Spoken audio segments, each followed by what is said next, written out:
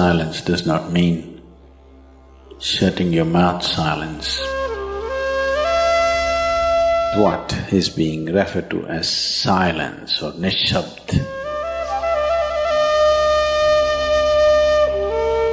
One cannot do this.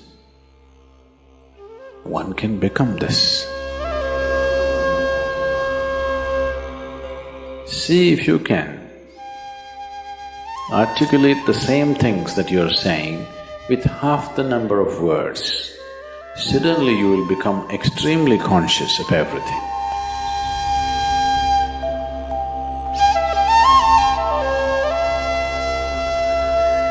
The wind makes its own sound, so does the water.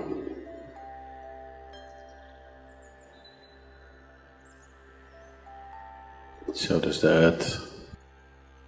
In fact, so does the sky. All the celestial objects are making their own sounds. There are sounds of pain, sounds of pleasure, sounds of misery, sounds of joy. For everything there is a sound. With human life, it's very true. Sounds of life, and there are sounds of death, and there are even sounds of silence.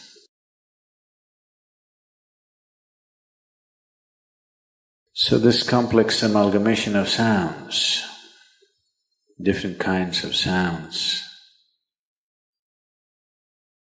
creates different intent, different levels of compulsiveness, different levels of bondage, and different possibilities of entanglement.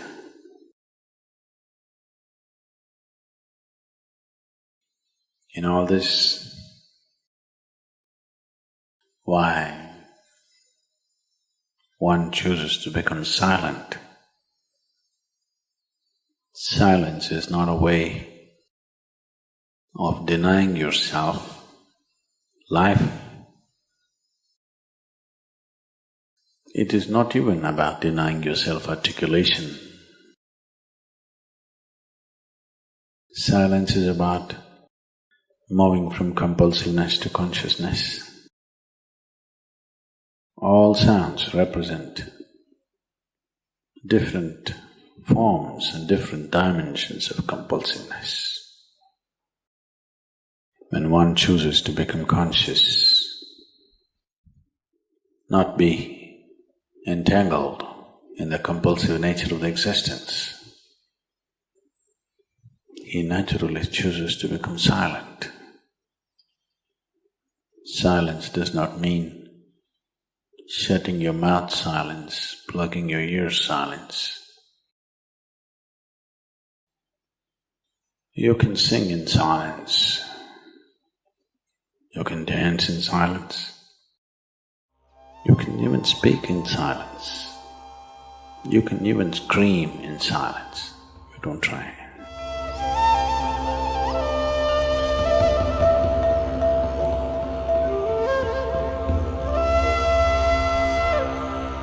That does not mean when everybody is silent you scream. That is not screaming in silence.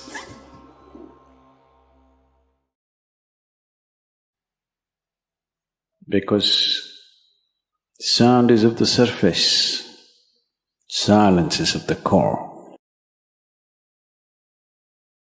It is only the surface which makes the sound.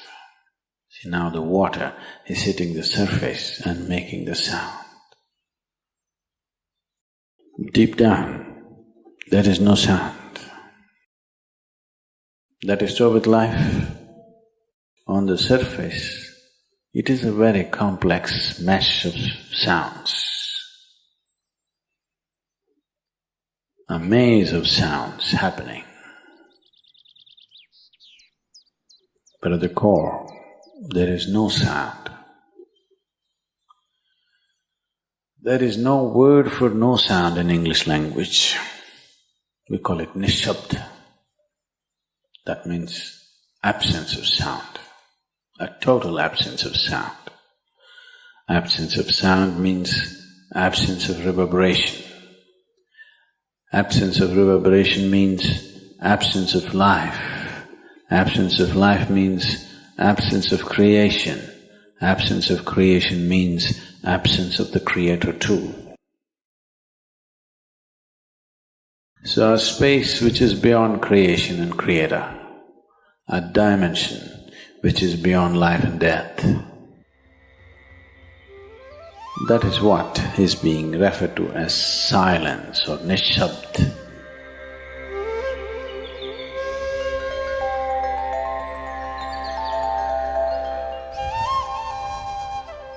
One cannot do this. One can become this. Commonly, there are two words employed to describe this. One is maun, that means you're practicing silence, you're not silent. You shut your mouth and you're remaining in maun. This is not nishabd. Maun means you're practicing silence. If you're practicing something, obviously you're not that. Are you life or are you practicing life? I'm asking you. Are you life or are you practicing life? Practicing life? No, your life. Maybe not very well practiced, but your life. Similarly, there is a difference between practicing silence and becoming silence. Practicing silence starts as a certain restriction,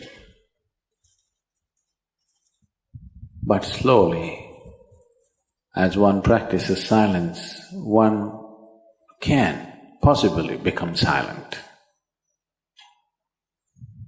One can become silent in intense activity, but nobody can keep up intense activity forever. Moments of intense activity are only moments, nobody can sustain it. You'll expend yourself. Only if you can achieve it in inactivity, it is sustainable. If something is possible only in intense activity, it is never sustainable. In a very intense and ecstatic moment of singing, somebody may become or taste a moment of silence. But how long can you keep it up? Your throat will tear and your neighbors may kill you. Possible. So this possibility of coming to silence or becoming silent also means to become still, to become utterly still. Stillness can be achieved in so many ways. If you watch a snake, he's still. If you watch a tiger which is on a hunt, absolutely still, charged but still. These are all different dimensions of stillness practiced for survival. If a snake moves too often, he'll get killed. If a tiger does not know how to be still, he'll never get his food. These are all acts of survival. A human being, for survival, he has to be active. Only when his vision falls upon something which is beyond survival, then he will think of stillness. Then he will understand as he observes himself, as he notices the complexity of one's compulsions. He understands the only way to solve it is to become still. to train this body, to train this mind, to become still.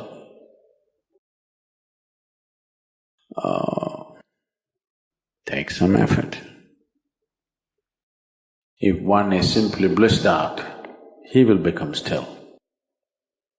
But otherwise one has to work. Bit by bit, one has to work to bring this body to absolute stillness. Most people cannot hold their body in one place for any length of time. They're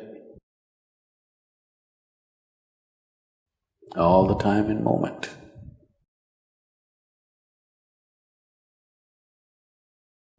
As it is said, a man is ill only because he does not know how to be still.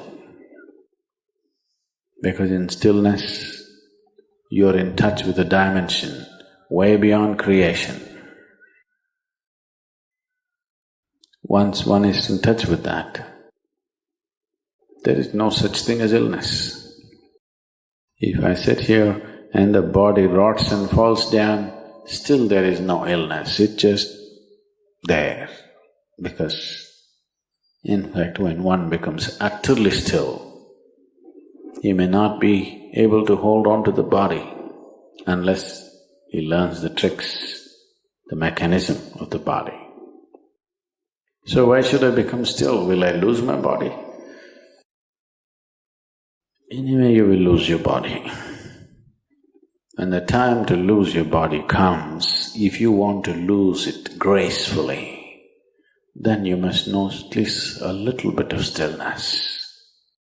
If you want to put your body down like you can put this piece of cloth down, with the same ease, with the same gracefulness, then you need to have some stillness in you. Otherwise, you and your body, you have to be torn apart, which is an ugly thing to do. When you're being torn away from your body, it is an ugly and painful thing to do, unless you can keep it down. There's no grace in life. So if one has to attain to that grace, at least a certain amount of stillness has to enter your life. For this to happen, a certain level of silence has to enter your life. If right now if it is not coming, at least practicing a little bit of Maum. In an hour, if you're speaking 1,573 words right now, how many more? How many words do you spit out in a minute? 1,573, you're actually doing that many? I thought that's impossible. Okay, I believe you. So whatever number you're doing, see if you can articulate the same things that you're saying with half the number of words. Suddenly you will become extremely conscious of everything. Right now, our oral diarrhea is happening. If you're doing 1573, it's diarrhea, okay. Now, if you have to hold back half the words and still say the same things, now you have to be very conscious, otherwise you cannot say it. Just try this and see. Tomorrow, one day. In an hour, normally what number of words you utter, make it half. Don't curtail your activity, still say the same things. But with half the words, how wonderful the whole world will feel, you know.